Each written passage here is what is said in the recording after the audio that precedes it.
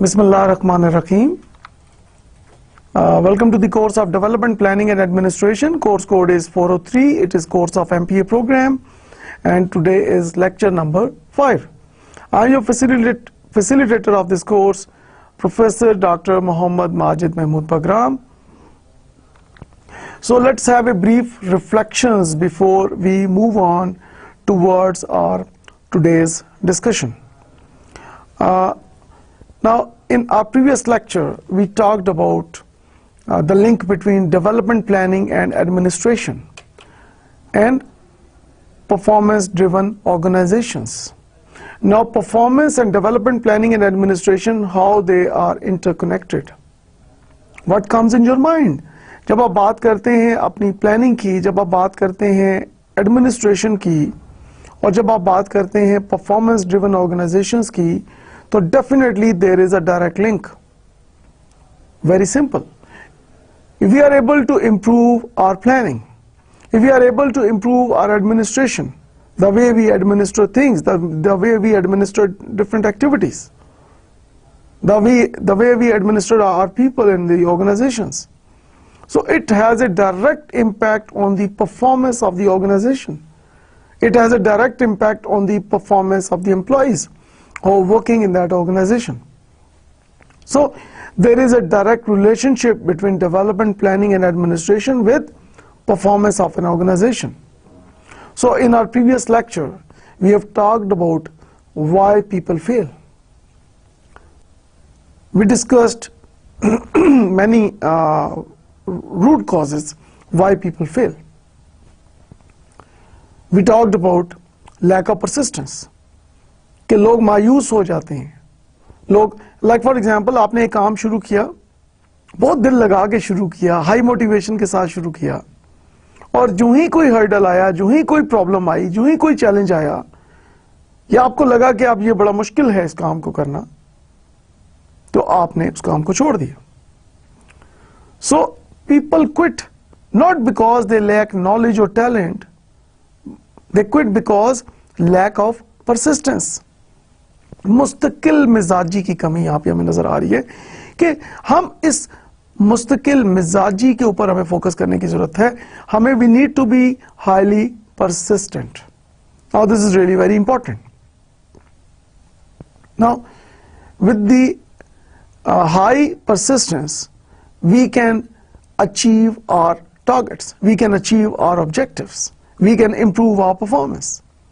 Like for example, आप कोई भी एक्टिविटी शुरू करते हैं, आपने एक प्रोजेक्ट शुरू किया अपने ऑफिस में, उस प्रोजेक्ट में डेफिनेटली मुख्तलिफ हर्डल्स, मुख्तलिफ प्रॉब्लम्स, मुख्तलिफ चैलेंजेस आप फेस करते हैं. Some time few things are expected, कभी कभी ये होता है कि there are some unexpected events that अकर.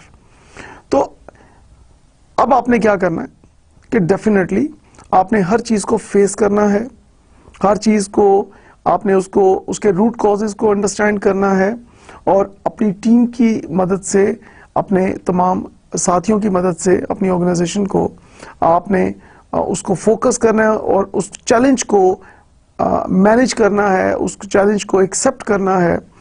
और this is only possible if you are highly persistent. Then हमने बात की कि not learning from our mistakes. Now this is another root cause of big failures, कि जो लोग अपनी मिस्टेक से नहीं सीखते, जो लोग अपनी लाइक फॉर एग्जांपल बार बार एक ही गलती दोहरा रहे हैं. कि लाइक फॉर एग्जांपल आपकी, अगर फॉर एग्जांपल आपकी रिटन कम्युनिकेशन स्किल्स में कोई प्रॉब्लम है, आपकी ओरल कम्युनिकेशन स्किल्स में कोई प्रॉब्लम है, अगर आपकी एनालिटिकल स्किल्स में कोई प्रॉब्लम है, अगर आपकी प्रॉब्लम सॉल्विंग स्किल्स में कोई प्रॉब्लम है, या हो सकता है कि इनमें सारी प्रॉब्लम्स हों आपकी. So if you are facing one problem or you are facing more than one problems, तो क्या वक्त के साथ साथ आपने अपने अंदर इंप्रूवमेंट लाई है या नहीं? Now this is really very important. लोग बहुत क्लेम करते हैं 5 साल तजर्बा है हमारा, 10 साल तजर्बा है, 20 साल तजर्बा है, 30 साल तजर्बा है. तो भाई वो एक्सपीरियंस रिफ्लेक्ट होना चाहिए आपकी पर्सनालिटी में, आपके काम में वो एक्सपीरियंस नजर आना चाहिए, आपके रिजल्ट्स में, आपके आउटपुट में वो एक्सपीरियंस नजर आना चाहिए. अगर आपके काम में, आपके रिजल्ट में, आपके आउटपुट में, आपकी पर्सनालिटी में, आपके एटीट्यूड, बिहेवियर में अगर वो एक्सपीरियंस रिफ्लेक्ट नहीं कर रहा, तो मीनिंग दैट कि आपका कोई एक्सपीरियंस नहीं है. So people who try not to repeat their previous mistakes, people who move towards wonderful goals, wonderful vision, that is only possible if we minimize, if we try not to repeat our previous mistakes. Then we talk about those people, like for example, who have a fatalistic attitude. कि ये वो लोग हैं जो responsibility लेने के लिए तैयार नहीं होते. Now this is another very important root cause of failure. कि ये लोग क्या करते हैं कि घर के अंदर कोई प्रॉब्लम हो तो ये उस रिस्पॉन्सिबिलिटी को एक्सेप्ट करने के लिए तैयार नहीं होते, अपने रोल को एक्सेप्ट करने के लिए तैयार नहीं होते. ऑफिस में कोई प्रॉब्लम हो तो अपने रोल को, अपनी रिस्पॉन्सिबिलिटी को, सो हम कह सकते हैं कि ये वो लोग हैं जो इररिस्पॉन्सिबल हैं, जो अपनी रिस्पॉन्सिबिलिटी को एक्सेप्ट नहीं करते. और अक्सर ऐसे लोग ये कहते हैं कि मेरी तो किस्मत ही खराब है, मेरी तो किस्मत में ही ये लिखा हुआ था और मैं क्या कर सकता हूं. तो यहां पे सिर्फ मैं ये रेकमेंड करना चाहूंगा कि बजाय ये कि आप अपने आप को डिस्करेज करें, अपने आप को डीमोटिवेट करें, you need to use energetic words, hope, optimistic attitude, you know, high motivation.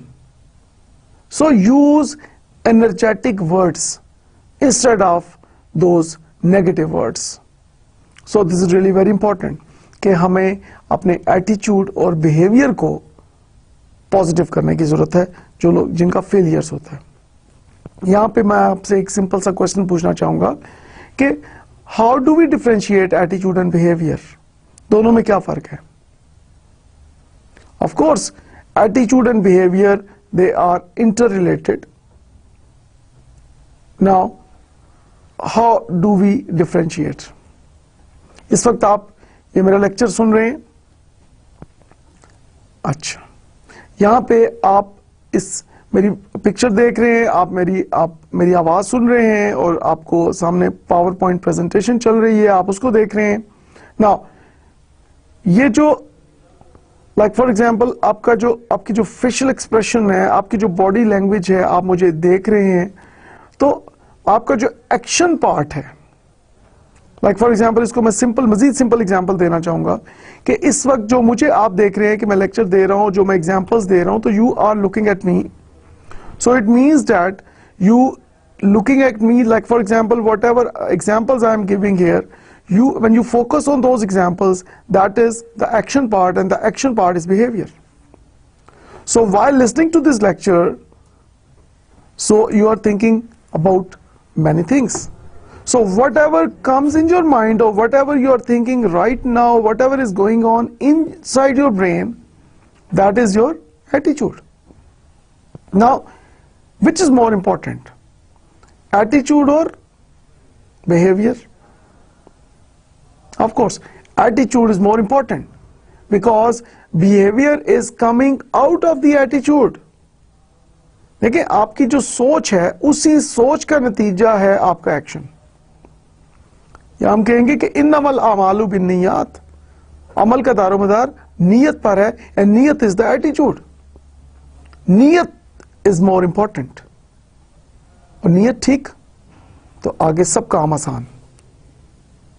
तो एटीट्यूड और बिहेवियर, तो हमें जब हम कहते हैं फेलियर्स की बात करते हैं, तो उसका जो मेजर रूट काज हमें नजर आता है, अगर हम पाकिस्तान की बात करें, डेवलपिंग कंट्रीज की बात करें, डेवलपमेंट प्लानिंग एंड एडमिनिस्ट्रेशन की पर्टिकुलरली जब हम बात करते हैं, तो हमें अपने एटीट्यूड और बिहेवियर को देखना है कि हमारी नीयत क्या और हम कर क्या रहे हैं. So understanding the difference, and then of course moving towards the right positive attitude and behavior, this is what is required in Pakistan. So when we have the right attitude, when we have the right behavior, of course the result is improved planning, improved administration, and of course the result is increase in performance of an organization.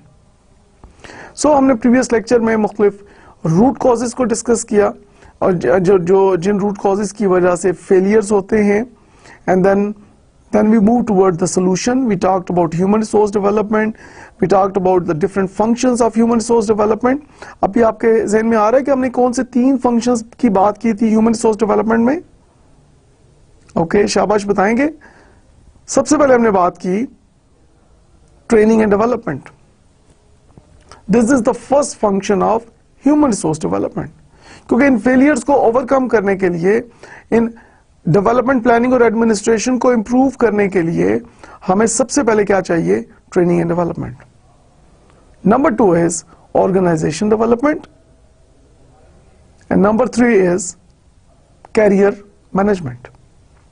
इन तीनों areas को one by one अभी आज के lecture में हम discuss करेंगे, and then उसके ऊपर हम एक कोशिश करेंगे कि इसको अंडरस्टैंड करें प्रैक्टिकल एग्जांपल्स की मदद से, और आप थोड़ा सा अपने थिंकिंग प्रोसेस को थोड़ा सा आप स्पीडी करें. यहाँ पे थोड़ा सा आप सोचना शुरू करें कि जब ट्रेनिंग एंड डेवलपमेंट की हम बात करते हैं तो आपके जहन में क्या आता है. सो we continue our discussion on developing performance driven organizations, and we move towards training. Now training means improving the knowledge, skills and attitudes of employees for the short term, particular to a specific job or task. For example, employee orientation. Now training, in simple words, when we try to learn the existing job requirement, existing job skills. Like for example, अगर मुझे अपने office में computer पे काम करना है तो क्या मुझे कंप्यूटर को चलाना आता है, क्या मुझे एमएस ऑफिस आता है, या जो मेरी जॉब रिस्पॉन्सिबिलिटीज हैं कंप्यूटर पे, क्या मुझे वो काम करना आता है. अगर वो काम मुझे करना आता है तो इट मीन्स कि मैंने उस काम की ट्रेनिंग ली हुई है. सो जो एग्जिस्टिंग जॉब स्किल रिक्वायरमेंट है, that is called training. Now training में हम अपनी जो नॉलेज और स्किल्स और जो एटीट्यूड्स हैं उसकी हम बात करते हैं for short term. So training is short term in nature, whereas जब हम आगे बात करते हैं कि when should we provide training. For example, organisation ने न्यू इक्विपमेंट लिया है, कोई न्यू सॉफ्टवेयर लिया है, फॉर एग्जाम्पल कोई जॉब के अंदर कोई नई रिस्पॉन्सिबिलिटीज ऐड हो गई हैं, न्यू टास्क ऐड हो गए हैं, आपकी नेचर ऑफ जॉब चेंज हो गई है विद इन दी ऑर्गेनाइजेशन, या आपकी ऑर्गेनाइजेशन में कोई नए रूल्स, नए रेगुलेशंस जो हैं वो आ गए हैं, उनको अंडरस्टैंड करने की जरूरत है या उनको इम्प्लीमेंट करने की जरूरत है. या फिर परफॉर्मेंस डेफिशिएंसीज ऑफ कोर्स, कि एक आपकी एक्चुअल परफॉर्मेंस है, एक आपकी डिजायर्ड परफॉर्मेंस है. मैं यहाँ पे बात कर रहा हूँ परफॉर्मेंस डेफिशिएंसी की, परफॉर्मेंस गैप की. तो एक तरफ आपकी एक्चुअल परफॉर्मेंस है, फॉर एग्जांपल आपकी एक्चुअल परफॉर्मेंस इस लेवल पे है और आपके जो एम्प्लॉयर है वो इस लेवल पे आपसे परफॉर्मेंस डिमांड कर रहा है. तो इट मींस कि ये जो गैप है, लाइक फॉर एग्जांपल, तो इस गैप की there are certain root causes. उस गैप को आप कैसे आइडेंटिफाई करेंगे उसको हम आगे जाके डिस्कस करेंगे. उस यहां पे हम आएंगे कि इस स्लाइड पे हमने बात की कि इस गैप को हम कैसे आइडेंटिफाई करेंगे. उसके लिए डिफरेंट टीएनए, जिसको हम कहते हैं ट्रेनिंग नीड एनालिसिस, और यहाँ पे इसको skill gap analysis, SGA, skill gap analysis. तो नेक्स्ट स्लाइड्स में हम ट्रेनिंग नीड एनालिसिस और स्किल गैप एनालिसिस की बात करेंगे कि किस तरह से इस परफॉर्मेंस डेफिशिएंसी को हम ओवरकम करें, मैनेज करें. So before moving on to TNA और skill gap analysis, let us have a brief look at development. So when we talk about development of employees, it means that preparing them for future responsibilities while increasing the capacity to perform at a current job. तो development के अंदर अगर हम देखें कि एक तो हमने करंट जॉब को भी फोकस करना है, but the more focus at the same time is on preparing our employees for future responsibilities. जैसे कि मैंने पहले बताया कि फ्यूचर जॉब स्किल रिक्वायरमेंट को आप आज ही सीखने की कोशिश करते हैं। लाइक फॉर एग्जाम्पल हमने बात की सॉफ्टवेयर्स की, तो अगर आप सॉफ्टवेयर्स पे काम करते हैं तो एक ऐसा सॉफ्टवेयर या ऐसा इक्विपमेंट जो आपने फ्यूचर में इंस्टॉल करना है या फ्यूचर में आपने इक्विपमेंट लेना है, तो उस इक्विपमेंट को लाने से पहले, उस सॉफ्टवेयर को इंस्टॉल करने से पहले, सो प्रोएक्टिव प्लानर के तौर पे जब हम बात करते हैं तो एज ए प्रोएक्टिव प्लानर आप उसको इन एडवांस उसको लर्न कर लेते हैं, ताकि जब आप वो न्यू इक्विपमेंट लेके आए, आप न्यू सॉफ्टवेयर लेके आए, तो ऑलरेडी आपके पास trained manpower, trained human resources होने चाहिए। And of course development is long term in nature, whereas training is short term in nature. Now जैसे कि हमने ट्रेनिंग की स्लाइड में बात की अभी कि ट्रेनिंग नीड एनालिसिस या स्किल गैप एनालिसिस टर्मिनोलॉजी हम यूज करते हैं। TNA stands for training need analysis, SGA stands for skill gap analysis. So these are the major techniques. The first one is questionnaires. हमने बात की थी previous slide में कि परफॉर्मेंस डेफिशिएंसी को कैसे आप आइडेंटिफाई करेंगे। लाइक फॉर एग्जाम्पल आपकी एक्चुअल परफॉर्मेंस है, आपकी डिजायर्ड परफॉर्मेंस है। ये डिजायर्ड परफॉर्मेंस वो है जो आपसे एम्प्लॉयर चाह रहा है, एक्चुअल वो है जो आप परफॉर्म कर रहे हैं। तो एक्चुअल परफॉर्मेंस और डिजायर्ड परफॉर्मेंस के दरमियान अगर गैप है, और इन मोस्ट केसेस गैप होता है कि एम्प्लॉयर आपसे बहुत कुछ चाह रहा है लेकिन आप उतना उसकी एक्सपेक्टेशंस पे मीट नहीं कर रहे, उसकी एक्सपेक्टेशंस पे पूरा नहीं उतर रहे, तो फिर क्या होगा कि there is a performance difference. उस परफॉर्मेंस डिफरेंस को आइडेंटिफाई करने के लिए कि what are the root causes, questionnaires are being used in the world. कि एम्प्लॉइज जहां पे परफॉर्मेंस गैप्स होते हैं तो उनको एम्प्लॉइज को क्वेश्चनर्स दिए जाते हैं ना। यहां पे कोशिश करनी चाहिए कि जो क्वेश्चनर्स हैं उनको डिसगाइज्ड क्वेश्चनर्स होने चाहिए। लाइक फॉर एग्जाम्पल क्वेश्चन के ऊपर किसी किस्म का आइडेंटिफिकेशन मार्क नहीं होना चाहिए, सीरियल नंबर नहीं होना चाहिए, एम्प्लॉय का नाम नहीं होना चाहिए, एम्प्लॉय के सिग्नेचर जो है उसके ऊपर नहीं होने चाहिए। क्योंकि ये चीज रिसर्च से प्रूव हुई है कि जब आप एम्प्लॉय से उसका नाम पूछते हैं, उससे सिग्नेचर लेते हैं, जब आप उसको आइडेंटिफाई करते हैं कि ये क्वेश्चनर जो है, ये वाला क्वेश्चन नंबर 1 जो है मिस्टर ए ने फिल किया है, या मिस्टर जो है बी ने फिल किया है, या मिस ए ने फिल किया है, या मिस बी ने फिल किया है, तो पीपल देन फिर उनको जो क्लियर कम्युनिकेशन है, कम्युनिकेशन बैरियर्स वहां आने के चांसेस होते हैं। तो डिस्गाइज क्वेश्चनर्स होंगे, आप क्वेश्चनर्स अपने एम्प्लॉयज को देंगे, वो उसको टिक करेंगे, उसको फिल करेंगे, और उसको एक जहां पे आपका एक बॉक्स आप रख सकते हैं जहां पे वो उसको ड्रॉप इन बॉक्स, जहां पे वो फिल्ड क्वेश्चनर्स को वहां पे उस ड्रॉप इन बॉक्स में डाल देंगे, और वहां पे उस ड्रॉप इन बॉक्स में जब तमाम एम्प्लॉयज की तरफ से वो आ जाएंगे फीडबैक क्वेश्चनर्स की सूरत में, उन क्वेश्चनर्स को एक सॉफ्टवेयर में आप डाल लेते हैं, और सॉफ्टवेयर की मदद से आप उसको एनालाइज करते हैं, और फिर आपको पता चलता है कि आपके एम्प्लॉयज जो हैं उनके अंदर क्या डेफिशिएंसीज हैं, उनके अंदर क्या उनको प्रॉब्लम्स हैं, उनके क्या इश्यूज हैं, उनका क्या फीडबैक है, तमाम इंफॉर्मेशन आपको मिल जाती है।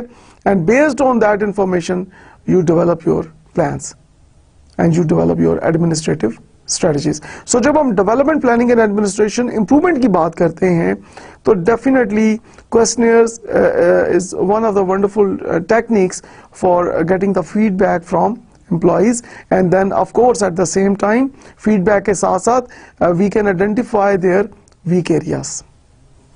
Observation, like for example आपने क्वेश्चनर दिए, एम्प्लॉइज ने फिल किए, but still if you are unable कि आपको करेक्ट फीडबैक नहीं मिल रहा, या समटाइम ये भी हो सकता है कि एम्प्लॉय जो है उसको मालूम ही नहीं है कि उसकी परफॉर्मेंस में प्रॉब्लम है, तो वो अपने आप को हाई रैंक कर रहा है, वो अपने आप को बेस्ट परफॉर्मेंस शो कर रहा है, लेकिन फिर आप क्या करते हैं कि you go for observation.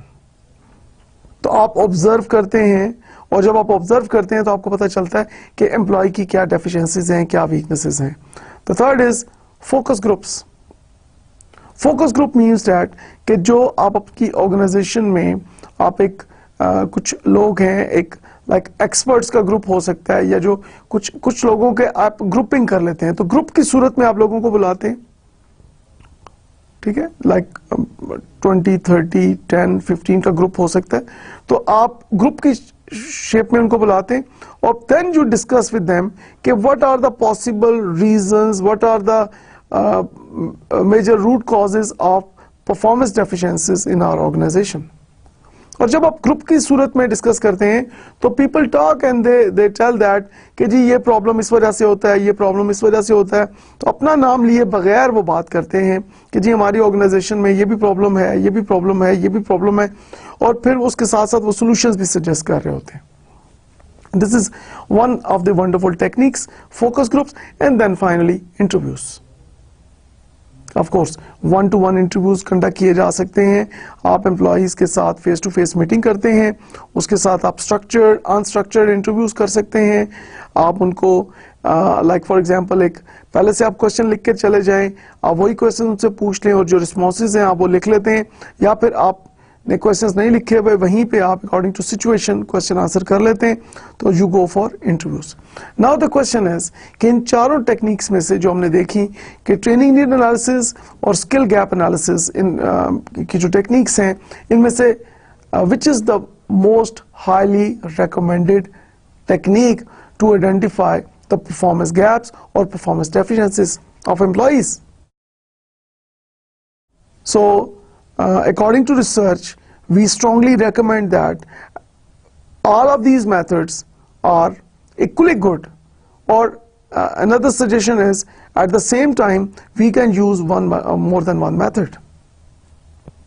So this is good. So this is highly recommended that at the same time we can use two different methods. So this will not only help us to get the true correct feedback, but this will also help us to cross-check our results, our analysis. Now, when we talk about development planning and administration, we talk about performance problems, because who will make those plans and who will do that administration work? So when you talk about planning, when you talk about administration, तो ये दोनों काम किसने करने हैं? Employees ने करने हैं. But employees they have performance problem issues. Now let us briefly discuss कि what are the root causes of performance problems in different organisations in different sectors of our country. The first is knowledge or skills. The employees does not know how to perform his responsibilities correctly. Lack of skills, knowledge or abilities. Now here we are talking about those employees who are incompetent, जिनको काम नहीं आता, जिनके पास skills नहीं है, जिनके पास knowledge नहीं है, जिनके पास ability नहीं है. Now this is one of the root causes why we see performance problems in organizations, right? Incompetency of employees. Number two is motivation or culture. The employee knows how to perform but does so incorrectly. Employee को मालूम है काम कैसे करना है. He or she is highly competent. He or she has those required skills. He or she has those abilities जो कि desired हैं by the organization. लेकिन वो employee जानबूझ के काम नहीं कर रहा. It means that there is some problem with organizational culture. There is some problem with motivation. कि employee has no interest or low level of interest, or maybe जो culture है organization के अंदर, for example leg pulling है, for example non cooperation है, for example एक दूसरे को like for example वहाँ पे supportive culture missing है. तो जब unsupportive culture होगा, leg pulling होगी, वहाँ पे lack of motivation होगी, या फिर किसी भी वजह से like for example अगर लोगों की in time promotions नहीं हो रही, तो with the passage of time उनका motivation level decline की तरफ जाता है in most cases. तो definitely जब कल्चर सपोर्टिव नहीं होगा, मोटिवेशन के अंदर प्रॉब्लम होगा, तो डेफिनेटली परफॉर्मेंस गोज डाउन, और एम्प्लॉइज को वो जानबूझ के काम नहीं करते क्योंकि वो definitely when they are not getting appropriate rewards. Process. Performance problem is not employee related but is caused by working conditions. कि उस ऑर्गेनाइजेशन की जो वर्किंग कंडीशंस हैं उसके अंदर प्रॉब्लम है. लाइक फॉर एग्जांपल आपकी कूलिंग, आपकी हीटिंग, आपका लाइक फॉर एग्जांपल आप जहां बैठे हुए हैं आपकी सीट कंफर्ट, आपकी जो स्पेस कंफर्ट, आपकी लाइट कंफर्ट्स. सो वो जो वर्किंग कंडीशंस हैं, नॉइजी इन्वायरमेंट है, कैसा क्लीन इन्वायरमेंट है, हाइजेनिक इन्वायरमेंट है, सो किस तरह का इन्वायरमेंट है. तो जो वर्किंग कंडीशंस हैं that also becomes very important when we talk about performance of employees. तो वर्किंग कंडीशंस जितनी पुअर होंगी उतनी पुअर परफॉर्मेंस होने के चांसेस हैं, और वर्किंग कंडीशंस जितनी ज़्यादा पॉजिटिव होंगी, फैसिलिटेट करेंगी, उतनी ज़्यादा परफॉर्मेंस इंप्रूवमेंट के चांसेस हैं. And finally lack of resources. There are 4 types of resources. The first thing is human resource, then number 2 is financial resource, number 3 is physical resource, and number 4 is information resource. Now I will briefly describe all these 4 resources. Now the first is human resource. Now human resource means all the persons who are working for the organization at any level.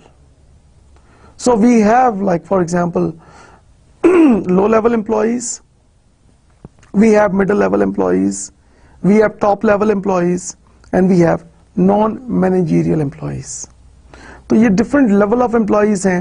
So all these employees, and of course the employer as well.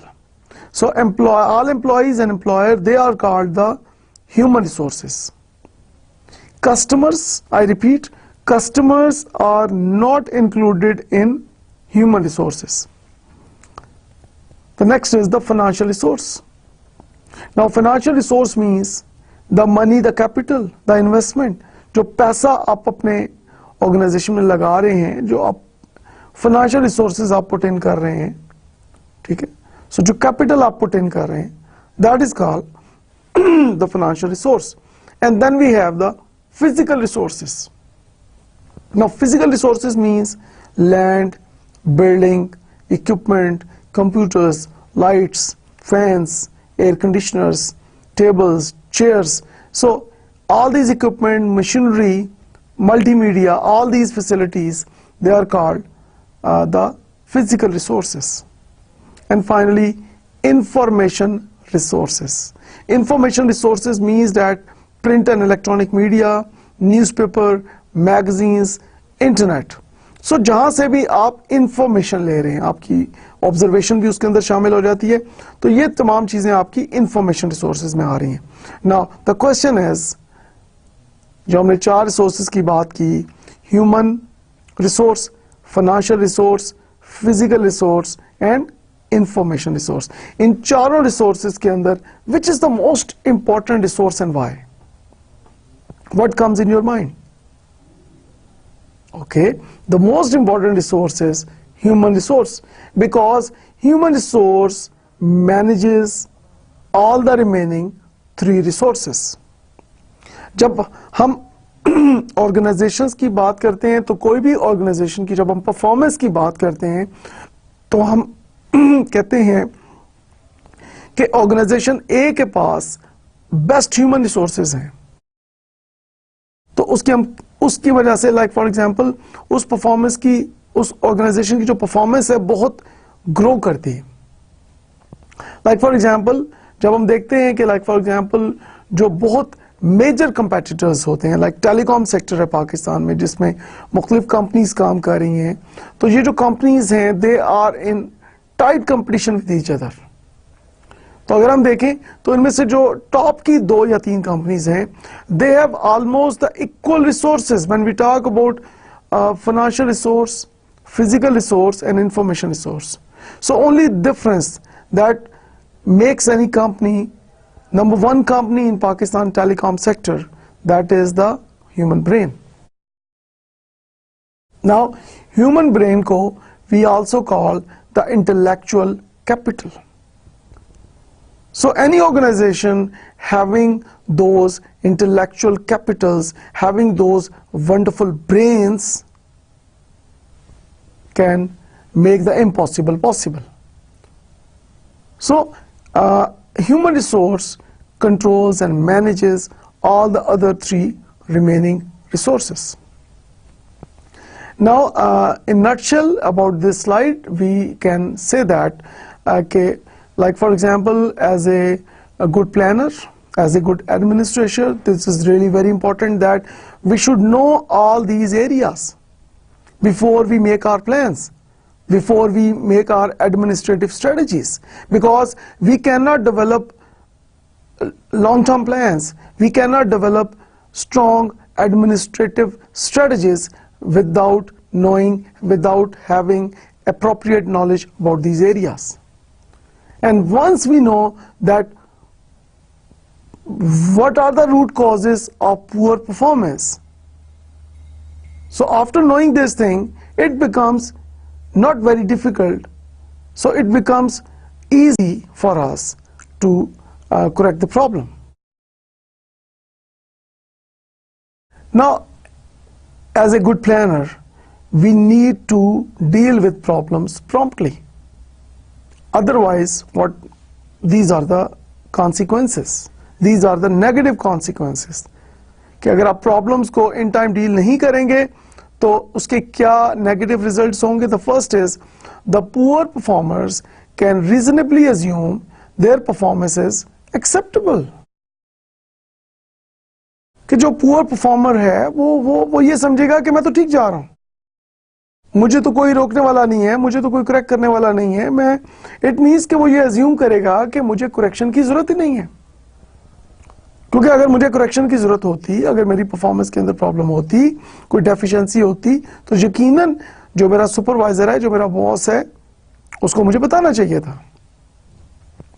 तो जब काफी अरसे तक employees को correct ना किया जाए, उनकी परफॉर्मेंस प्रॉब्लम्स को आइडेंटिफाई ना किया जाए, उनकी वीकनेसेस को आइडेंटिफाई ना किया जाए, तो वो ये अज्यूम करते हैं कि मैं बिल्कुल ठीक जा रहा हूं. और ये फिर उनकी एक हैबिट डेवलप होने का एक डेंजरस एक पॉइंट आ सकता है कि फिर उनकी जो पुअर परफॉर्मेंस है वो उनकी हैबिट में कन्वर्ट हो सकती है, और हैबिट्स को चेंज करना काफी डिफिकल्ट होता है. So before the poor performance behaviour becomes habit, तो उससे पहले कोशिश करें कि आप उसको एड्रेस करें, ताकि यू कहते हैं कि prevention is better than cure, कि इससे पहले कि प्रॉब्लम्स जो हैं वो आउट ऑफ कंट्रोल हो जाएं, आप उसको आइडेंटिफाई करें, उसको मैनेज करें. अदर्स में बिकम डीमोटिवेटेड एंड स्ट्रेस्ड, कि जब आप बात करते हैं कि आप प्रॉब्लम्स को आइडेंटिफाई कर रहे हैं, प्रॉब्लम्स को मैनेज करने की कोशिश कर रहे हैं, तो अगर आप इन टाइम प्रॉब्लम्स को मैनेज नहीं करते, पुअर परफॉर्मर्स को एड्रेस नहीं करते, तो क्या होगा कि जो हाई परफॉर्मर्स हैं, जो बहुत अच्छा काम कर रहे हैं, जो बेस्ट परफॉर्मर्स हैं, वो डीमोटिवेटेड हो जाते हैं, वो हाई स्ट्रेस में चले जाते हैं. वो ये सोचते हैं कि फिर मैं क्यों काम कर रहा हूं, मैं क्यों मेहनत कर रहा हूं, अगर यहाँ पे अगर जो लोग काम नहीं कर रहे या जो बिलो एवरेज काम कर रहे हैं उनको भी वही सैलरी मिल रही है, और अगर मैं बहुत ज्यादा मेहनत कर रहा हूं तो मुझे भी वही सैलरी मिल रही है, तो अगर मेरे और उनमें कोई फर्क नहीं है, तो फिर ऑफ कोर्स तो जो एक्सीलेंट परफॉर्मर्स हैं उनकी मोटिवेशन डिक्लाइन की तरफ जाती है. या फिर एक बड़ा डेंजरस पॉइंट यहां हो सकता है कि जो एक्सीलेंट परफॉर्मर्स हैं, they start thinking about leaving that organisation, कि खुदा ना खास्ता वो ये सोचते हैं कि जी अब यहाँ पे परफॉर्मेंस क्राइटेरिया नहीं है, यहाँ तो एवरेज परफॉर्मर और बिलो एवरेज परफॉर्मर और एक्सीलेंट परफॉर्मर में कोई डिफरेंस नहीं है, यहाँ पे अच्छे काम करने वाले को और पुअर काम करने वाले को के अंदर कोई डिफरेंशिएशन नहीं है.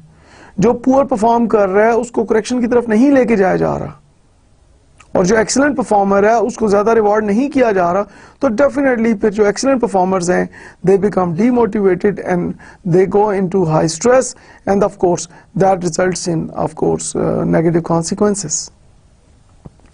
The problem behaviour will become a habit, जैसे हमने पहले डिस्कस किया कि अगर प्रॉब्लम्स को इन टाइम करेक्ट ना किया जाए, उनको एड्रेस ना किया जाए, तो वो हैबिट बन जाती हैं और हैबिट्स को डेफिनेटली फिर चेंज करना कंपैरेटिवली थोड़ा सा ज़्यादा डिफ़िकल्ट होता है।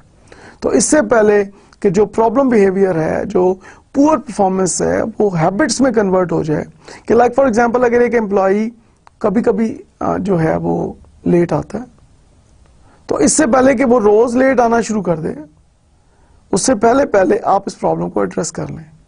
अगर एक प्रॉब्लम फॉर एग्जांपल आप फेस करते हैं कि एम्प्लॉई आपका इन टाइम आपको काम करके नहीं दे रहा, डेडलाइंस को मीट नहीं कर रहा, तो आप देखें कि वो क्या फ्रीक्वेंसी क्या है, उसके रूट कॉजेज को आइडेंटिफाई करें, उसके साथ आप मीटिंग करें, आप उसको क्वेश्चनर दें, उसके साथ डिस्कशन करें, उसके साथ ग्रुप डिस्कशन करें, उसके साथ 1-to-1 डिस्कशन करें, बट कोशिश करें कि उसको इनिशियल स्टेज पे उस प्रॉब्लम को एड्रेस करें, क्योंकि जो इनिशियल स्टेज पे उसका क्योर भी आसान है, उसको मैनेज करना भी आसान है और ऑर्गेनाइजेशन के कम रिसोर्सेज उसके ऊपर लगते हैं।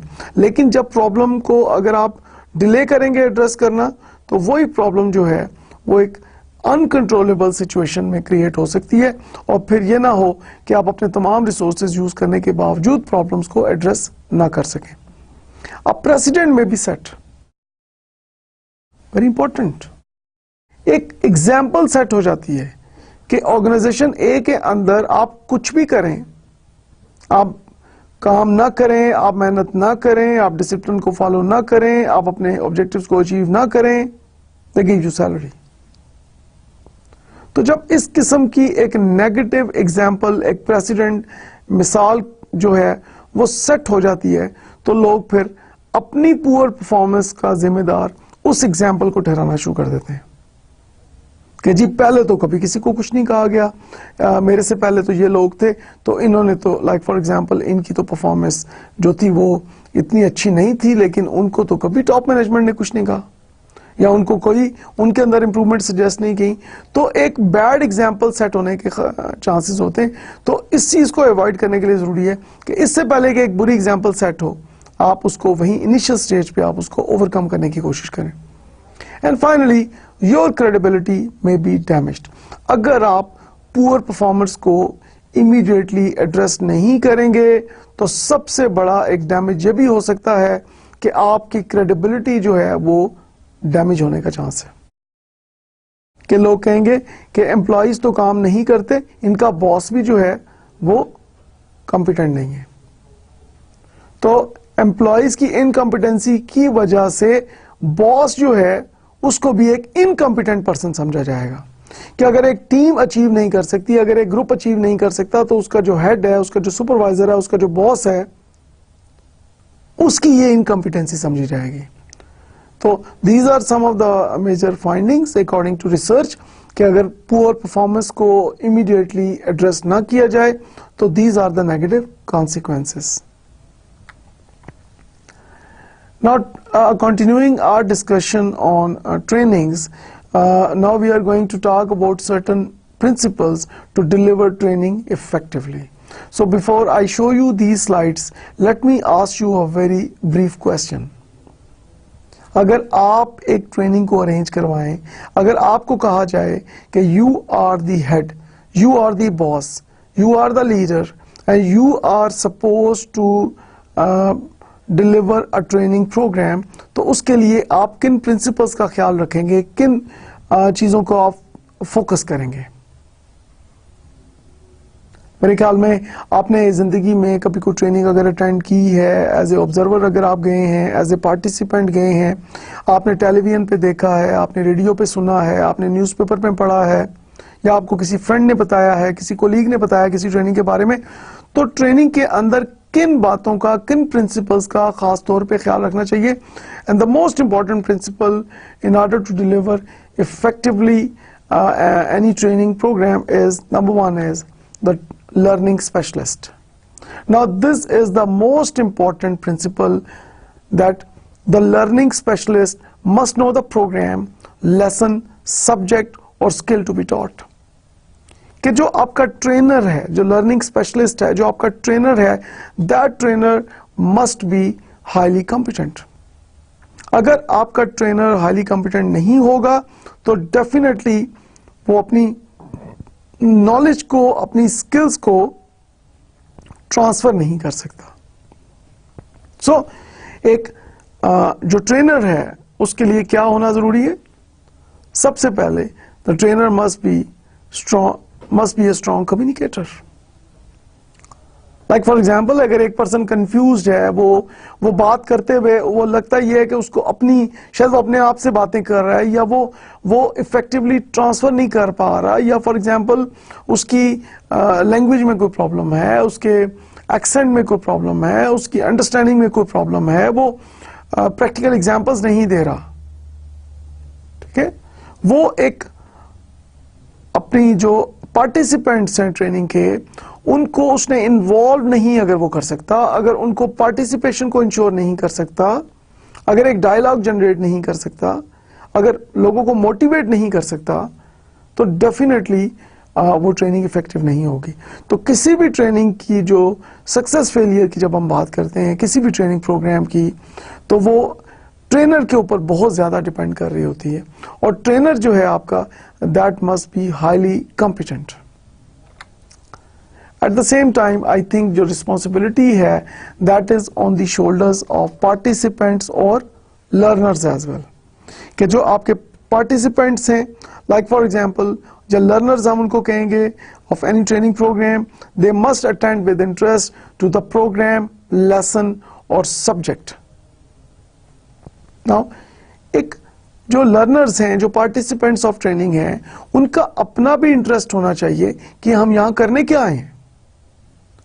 मैं यहां पे एक बात जरूर कहना चाहूंगा कि इस वक्त आप ये लेक्चर मेरा देख रहे हैं, सुन रहे हैं, तो ये जो टाइम इस वक्त आप इस लेक्चर को दे रहे हैं, क्या ये टाइम वापस आ सकता है? यकीनन ये टाइम वापस नहीं आ सकता। गुजरा हुआ वक्त वापस नहीं आ सकता, एक सेकंड को भी आप वापस नहीं ला सकते। तो इसका क्या मतलब हुआ कि जब आप इस बैठ के इस लेक्चर को आप देख रहे हैं, आप सुन रहे हैं, तो जब ये टाइम वापस नहीं आ सकता, तो मैं आप सब लोगों को एडवाइस करूंगा कि व्हाई नॉट कि हम इस टाइम को हलाल करें, इस टाइम को, इस वक्त के साथ हम इंसाफ करें, और चूंकि अब हम अपना वक्त दे रहे हैं इस लेक्चर को, आप और मैं, तो व्हाई नॉट कि हम इसको जस्टिफाई करें, इसके साथ इंसाफ करें, और अपने दिमाग को अपने यहां पे फोकस करें जो बात हम यहां कर रहे हैं। तो इसी तरह किसी भी ट्रेनिंग के अंदर जो लर्नर्स हैं, जो पार्टिसिपेंट्स हैं, वो अपने फुल इंटरेस्ट के साथ उसमें शामिल हों, बजाय ये कि जी ये कोई प्रॉब्लम है, ये मुसीबत है, इसका मुझे क्या फ़ायदा है। बजाय इस किस्म की सोच के आप ये क्यों नहीं सोचते कि इसका मैं किस तरह फ़ायदा उठा सकता हूँ, ये एक नई चीज़ है, मुझे सीखनी चाहिए, इससे मेरी स्किल्स इंप्रूव होंगी, मेरा एटीट्यूड बिहेवियर इंप्रूव होगा, मेरी एबिलिटीज़ इंप्रूव होंगी, मेरी कॉम्पिटेंसी इंप्रूव होगी, and I can become a better person. तो जब आप एक ऑप्टिमिस्टिक पॉइंट ऑफ व्यू से, जब आप ब्राइट साइड को देखेंगे, तो डेफिनेटली लर्निंग ज्यादा होती है और इंप्रूवमेंट की तरफ हम मूव करते हैं। Language in any training programme, language is also very important. So language used as a medium between the learning specialist and the learner must be common to both. Now here I will emphasize one thing. In any training session, as per my expertise, the trainer should not try to impress the people, should not try to impress the participants or the learners. The purpose is we should try to make each one of the participants comfortable. So when participants are comfortable, they learn more. And how we make them comfortable? By using the language they understand and they speak. एक philosopher ने बात की, think like philosophers and talk like laymen. तो I will follow the same principle here. That जब आप training session में conduct कर रहे हैं एज ए ट्रेनर, तो एज ए ट्रेनर आप एक सिंपल लैंग्वेज में आप बात करें, लेकिन जब आप थिंकिंग प्रोसेस करते हैं तो ऑफ कोर्स आपकी डीप थिंकिंग होनी चाहिए as a good critical thinker, तो आप डीप इन डेप्थ थिंकिंग करें, फिलोसॉफिकल थिंकिंग इज रिक्वायर्ड। तो जब आप थिंकिंग कर रहे हैं तो आप जितनी डेप्थ में आप जा सकते हैं आप जाएं, बट जब आप डिलीवर कर रहे हैं, जब आप वर्ड्स यूज कर रहे हैं, those words should be very simple. उसका फायदा क्या होगा कि this will improve the motivation level of participants of any training and they will be more comfortable here, and when they are comfortable learning occurs. The next principle is the information or skill to be mastered must be explained. Now this is really very important. Okay, the trainer must give appropriate, relevant examples. So we should avoid giving examples from all the time from other countries. So first of all, we need to give examples from our own country, from our own community. And then, of course, then we can refer to some other examples from other countries and other cultures as well. The principle number 5 of learning process is the learning process must motivate learners. So it means that we need to improve the learning process. Like for example, learning process को improve करने के लिए आप क्या करेंगे? We can use icebreakers. Now, ice breakers, बर्फ को तोड़ना। ना बर्फ को आप कैसे तोड़ेंगे, आइस ब्रेकर को कैसे आप यूज करेंगे? Like for example some people they use poetry, and poetry should be relevant. Academic point of view से आप पोट्री यूज कर सकते हैं, and then we use like for example simple techniques, like for example we involve people in certain some discussions, or we give them one point and we ask them to comment on it. Sometimes we take their self-introduction exercise and things like that, and we can also talk about current affairs and like daily life matters. We can talk with them. So we should try to involve participants in discussions, current affairs, before moving on towards the topic of discussion for that particular time. So this can motivate learners, and this will help them to participate more in the learning process. And the final principle 6 is review and application. Now it says that the evidence of individual development must be reflected through a reviewing, rethinking, reproduction, and applying of material, information, or skill that has been communicated. So in simple words, we need to focus on the follow-up and feedback. कि आप जो भी training आप deliver करते हैं, तो ये नहीं है कि आपने डिलीवर कर दिया और आपका काम खत्म हो गया। आपने ट्रेनिंग डिलीवर की और ट्रेनिंग के एंड के ऊपर आप उनसे एक फीडबैक लेते हैं about trainers, about training process, about material, about content, about any other thing. Participants they can comment on anything, so give them the feedback performance, one thing, and then after training, when participants they return to their organizations, when they return to their countries, when they return to their places of work, then you need to have a contact with them. Okay, have they really improved their performance or not? And if they have improved, it means that we need to expand, we need to more strengthen our training efforts in the right direction. But if their performance declines, it means that there is some problem with these training principles. So we need to review and we need to rethink about these training principles. Now let's have a very brief look on some of the pictures of training and development events. So we have trainings like this, and we have trainings like this, and we have trainings like this, and we have trainings like this.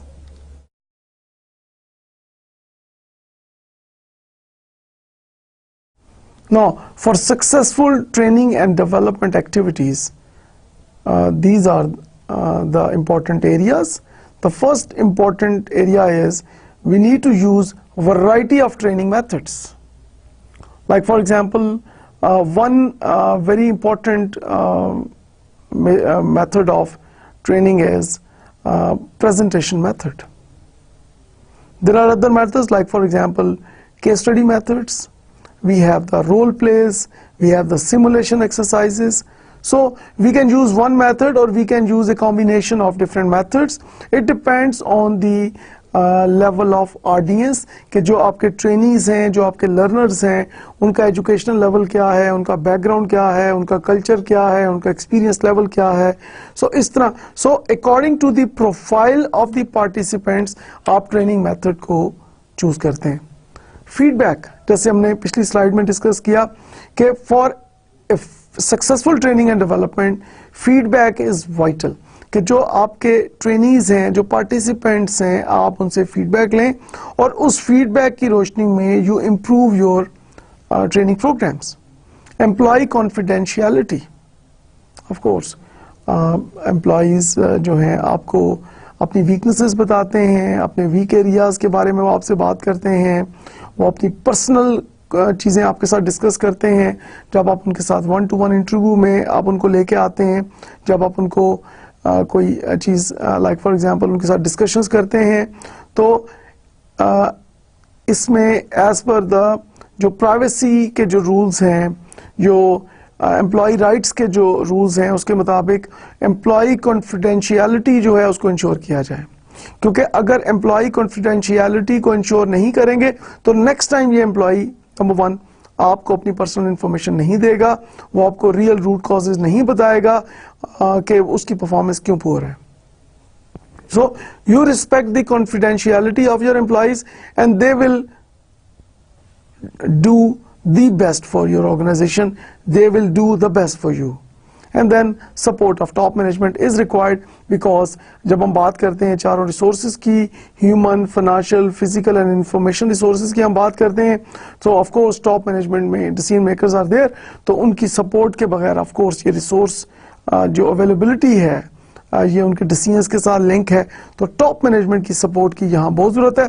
Tie training content to work, कि जो training का content है उसको काम के साथ आप tie करें, उसको आप कनेक्ट करें. क्योंकि जब तक आप ट्रेनिंग कंटेंट को काम के साथ कनेक्ट नहीं करेंगे, उस वक्त तक जो पार्टिसिपेंट्स हैं, जो ट्रेनीज हैं, उनकी मोटिवेशन को इम्प्रूव स्ट्रेंथन नहीं किया जा सकता. क्योंकि जब हम ट्रेनिंग दे रहे हैं और अगर वो ट्रेनिंग आपके काम के साथ लिंक नहीं है, how we can motivate our trainees and include everyone. Now the last point is really the most important point, कि in order to deliver the most effective training programs, this is really very important that we need to use participatory approach. We need to involve all trainees, all participants in like our decisions, in feedback, for suggestions, for recommendations, and so we should try to involve everybody. So instead ये हो कि चंद लोगों से आप feedback ले रहे हैं या चंद लोगों को आपने इन्वॉल्व किया हुआ है ट्रेनिंग्स में. No, we need to involve everybody in dialogues. एंड उसके लिए अगर फॉर एग्जांपल अगर आप बहुत बड़ा ग्रुप है, फॉर एग्जांपल 60-70 लोग हैं, तो उसमें अगर टाइम कंस्ट्रेंट है कि आप तमाम लोगों को इन्वॉल्व नहीं कर सकते किसी लाइक 1-to-1 डिस्कशंस में या डायलॉग्स में, तो उसके लिए व्हाट वी डू इज कि we divide that big group into certain small groups. Like अगर 50 ट्रेनीज हैं तो 5-5 या इसी तरह हम एक 5 का नंबर लेके हम 10 ग्रुप्स बना सकते हैं. उनको हम एक टॉपिक दे सकते हैं, डिफरेंट टॉपिक्स देख सकते हैं जिसके ऊपर वो प्रेजेंटेशंस देते हैं. तो ग्रुप में डेफिनेटली वो लर्न करते हैं, फिर उसके अलावा जब वो प्रेजेंटेशन देते हैं उसमें वो लर्न करते हैं. तो इस तरह से हम इंश्योर करते हैं कि अगर बड़ा नंबर भी है ग्रुप में या ट्रेनीज का, तो उसको हम इस तरीके से मैनेज कर सकते हैं. Organisation development. Now this is another function of human resource development, because when we talk about effective planning, when we talk about effective administration, organization development is really very important. It says that organization development is a complex strategy intended to change the attitudes, values and structure of organization so that they can better adapt to new technologies, markets and challenges according to Warren Bennis. Now, in nutshell, here we are talking about A to Z activities of an organization. तो इसको further हम discuss करते हैं यहाँ पे with the help of organization development process model. Now, this model is really very important. Step 1 is managerial commitment to change. कि आपने कोई भी अपनी ऑर्गेनाइजेशन के अंदर अगर चेंज लेके आनी है, इंप्रूवमेंट लेके आनी है, तो टॉप मैनेजमेंट मैनेजरियल कमिटमेंट जो है या जो डिसीजन मेकर्स हैं उनकी कमिटमेंट जो है that is really very important. So the first step is we need to have the managerial commitment and then the step 2 is broad problem identification. कि आपकी जो ब्रॉड प्रॉब्लम है, कि आपकी ब्रॉड प्रॉब्लम है क्या. फॉर एग्जाम्पल आपके profits decline हो रहे हैं, या आपकी फॉर एग्जांपल डिसिप्लिन इश्यूज हैं, या पुअर परफॉर्मेंस के इश्यूज हैं, क्वालिटी के इश्यूज हैं, करप्शन के इश्यूज हैं. तो इस तरह जो आपकी ब्रॉड प्रॉब्लम क्या है, तो ब्रॉड प्रॉब्लम को आप आइडेंटिफाई कर रहे हैं step number 2.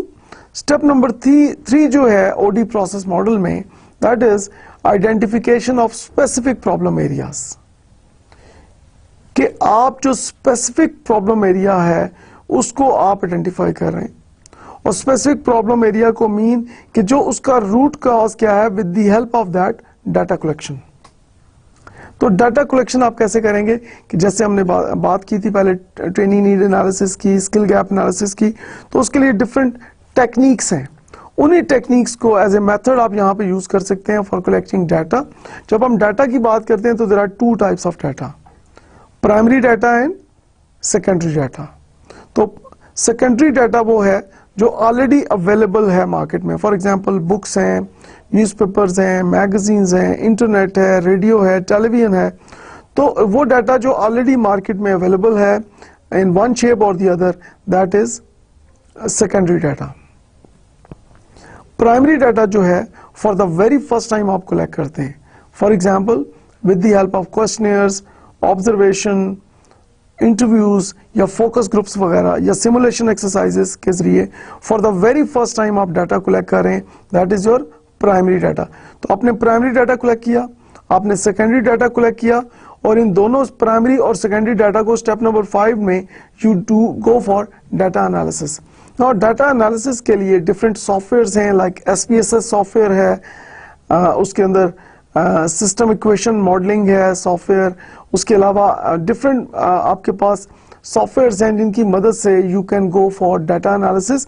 And then after data analysis in next step number 6 we move towards development of change strategies. कि आपकी चेंज स्ट्रेटजीज क्या होंगी.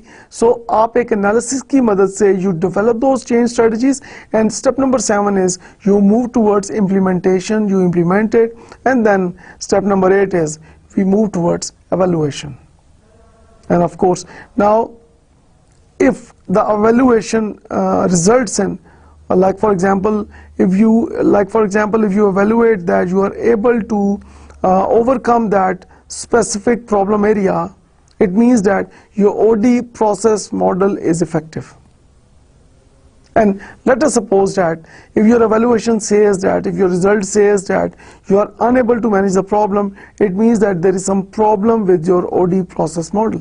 So it means that कि जो हमने steps देखे 1 to 8, तो इन तमाम steps में अगर for example evaluation में अगर वो evaluation आपकी पॉजिटिव आती है, तो इट मीन्स कि ये जो तमाम स्टेप्स आपने 1 to 8 लिए हैं या आपने करेक्टली लिए हैं.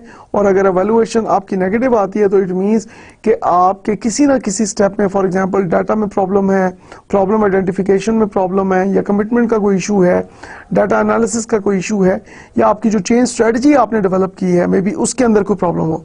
सो किसी ना किसी स्टेप के अंदर, या हो सकता है एक से ज्यादा स्टेप्स के अंदर आप के आपने कोई मिस्टेक की है, तो आपको ये दोबारा प्रोसेस करना पड़ता है अगर एवेल्युएशन के बाद वो रिजल्ट्स जो हैं वो पॉजिटिव डायरेक्शन में मूव नहीं कर रहे. तो कैरियर डेवलपमेंट की जब हम बात करते हैं, ongoing process by which individuals progress through series of changes. तो जब हम कैरियर डेवलपमेंट की बात करते हैं, there are 2 types of careers. The first is the traditional career, the other is the protean career. तो जब हम बात करते हैं पाकिस्तान में, तो पाकिस्तान के अंदर फॉर एग्जांपल जो पब्लिक सेक्टर की हम बात करते हैं कि we have the basic pay scales, जिसको हम कहते हैं बीपीएस, कि we have the basic pay scales like for example BPS 1 to BPS 22 की हम बात करते हैं। तो basic pay scale 1 to basic pay scale 22 की हम बात करते हैं, जिसके अंदर आपकी लो मैनेजमेंट से लेके टॉप मैनेजमेंट की तरफ हम मूव करते हैं। And then we have the MP1 and MP2 scales भी आ चुके हैं, that is management professional 1 and management professional 2, MP1 and MP2। इसके अलावा स्पेशल पे स्केल्स की हम बात करते हैं, कुछ ऑर्गेनाइजेशंस में पाकिस्तान में स्पेशल पे स्केल्स हैं। So these are the traditional career जो हमारे यहाँ जो इस वक्त पाकिस्तान के अंदर जो स्केल्स चल रहे हैं और जो मेथड्स चल रहे हैं। So most of these methods, particularly जब हम पब्लिक सेक्टर ऑफ पाकिस्तान की बात करते हैं, तो वो ट्रेडिशनल कैरियर्स जो हैं उसको शो करते हैं कि like for example certain number of years required and certain qualification is required in order to get the promotion in order to get the higher appointment. Whereas इस वक्त पूरी दुनिया की जब हम बात करते हैं, एडवांस कंट्रीज की जब हम बात करते हैं, जहाँ पे we have the wonderful planners and we have the wonderful administrators की जब हम बात करते हैं, तो they are following protean careers. Now protean career says that frequently changing based on changes in the person and changes in the work environment, कि जैसे जैसे पर्सन की कॉम्पिटेंसी, स्किल, एबिलिटीज इंक्रीज होती हैं और जैसे जैसे मार्केट इन्वायरमेंट जो है, वर्क इन्वायरमेंट जो है वो जितना ज़्यादा हाईली कम्पेटिटिव होता है, उसी के हिसाब से आपका कैरियर ग्रो करता है। सो जितनी ज़्यादा आप अपने अंदर पॉजिटिव चेंजेस लेके आते हैं, अपनी स्किल्स को इम्प्रूव करते हैं, अपनी एबिलिटीज़ को इम्प्रूव करते हैं, अपनी एटीट्यूड बिहेवियर को आप जितना पॉजिटिव करते हैं, आप जितनी ज़्यादा मोटिवेशन लेके आते हैं, जितना ज़्यादा आप डिलीवर करते हैं, और उसके साथ साथ जितना कंपेटिटिव मार्केट एनवायरनमेंट है, तो उसके मुताबिक आपका कैरियर ग्रो करता है। कैरियर मैनेजमेंट चैलेंजेस की जब हम बात करते हैं, a major challenge is how to balance advancing current employees' careers with simultaneously attracting and acquiring employees with new skills. Now this is a big challenge कि whenever the time comes of कि जी आपने किसको promote करना है, किसको अगले grade में लेके जाना है, so it is a big question mark कि आपने अपने एम्प्लॉइज को प्रेफरेंस देनी है या आपने न्यू एम्प्लॉइज को प्रेफरेंस देनी है। सो एक ये बहुत बड़ा इशू है प्लानर्स के लिए, एडमिनिस्ट्रेटर्स के लिए, कि when we talk about development planning and administration, this is a big challenge. So जो इस वक्त जो करंट प्रैक्टिसेस हैं in most of the public sector organisations, कि they balance it like for example 50-50 और लाइक 40-60, कि 50-50 मीन्स दैट कि अगर फॉर एग्जांपल 20 वेकेंट पोजीशंस हैं, तो 10 पोजीशंस को जो एग्जिस्टिंग एम्प्लॉइज हैं, जो ऑलरेडी काम कर रहे हैं ऑर्गेनाइजेशन में, उनकी सीनियरिटी, उनकी ACR जो एनुअल कॉन्फिडेंशियल रिपोर्ट है, उनकी जो परफॉर्मेंस वैल्यूएशन रिपोर्ट है, उसको मेजर करके, उसको स्कोर करके उनको प्रमोशन दी जाए। तो आउट ऑफ 20, 10 को इस तरह से प्रमोट किया जाता है विद इन दी ऑर्गेनाइजेशन। जो एम्प्लॉइज हैं उनका कंपटीशन करके उनको आगे लेके जाते हैं, और बाकी जो रिमेनिंग 10 पोजीशंस हैं इन केस ऑफ 50-50, उन 10 पोजीशंस को न्यूज़पेपर्स में एडवर्टाइज किया जाता है, और उन पोजीशंस पे न सिर्फ ये है कि बाहर से लोग, एक्सटर्नल जो लोग हैं वो अप्लाई करते हैं, उसके साथ साथ विद इन दी ऑर्गेनाइजेशन जो लोग सर्व कर रहे हैं वो भी, उनके पास चांस होता है कि वो भी उन एडवर्टाइज पोजीशंस पे अप्लाई करते हैं, और ओपन मेरिट पे जो लोग फिर विन करके आते हैं। So that is called 50-50 and in some organisation it is 40-60, के 40% जो हैं वो आपके एक्सटर्नल ओपन मेरिट पे आप लोगों को लेके आते हैं, और 60% जो है आप अपने एम्प्लॉइज को प्रमोट करते हैं हायर ग्रेड्स के लिए। Now these are the major challenges when we talk about development planning and administration, and the first one is communication barriers. Now जब हम planners की बात करते हैं, administrators की बात करते हैं, तो most important thing is we should understand each other. So when the employer and the employees, when the leader and the followers, when the manager and his or her subordinates, if they have communication barriers, they will not be able to understand each other. And if they are not able to understand each other, or if they have communication problems, communication barriers, how is it possible to develop effective plans, and how is it possible to develop effective administrative strategies. So that is a big challenge to development planning and administration. Workforce demographics. So we have a highly diversified workforce these days in our offices.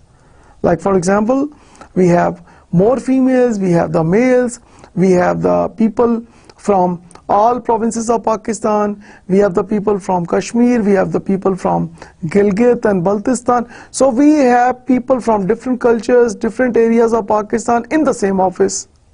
So this is called a highly diversified workforce. So when different people from different cultures, different areas, urban, rural people, when they are working in the same office, so they have, of course, there are certain issues. So then we have, here we talk about the global economy.